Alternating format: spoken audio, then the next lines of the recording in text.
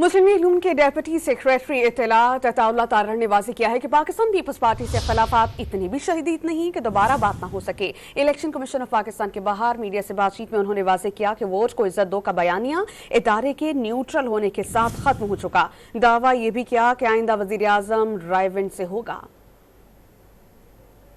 Sir Sindh में क्या surprise है कि लाहौर से वज़ीर आज़म नहीं होगा, तो क्या कहेंगे? बस ठीक है, वो पहली बात हो चुकी कि रायविंड से होगा इंशाल्लाह ताला के नज़र। मैं ये समझता हूँ कि वोट को इज्जत देने का जो बयानिया था वो क्या था कि इदारा एक शख्स की सपोर्ट में खड़ा था। अप्रैल में इदारे के सरबराह ने आके कह दिया कि हम न्यूट्रल हो गए हैं, तो हमारा तो मुतालबा ख़त्म हो गया ना। हम तो यही चाहते थे कि वो न्यूट्रल हो जाते।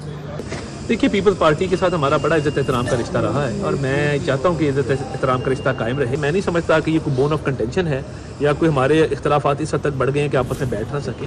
हम कोलिशन गवर्नमेंट में साथ रहे हैं, तो इस हवाले से मैं ये समझता हूँ कि ये इतनी कोई गंभीर बात नहीं है, ना ही इस पर परेशान होना चाहिए।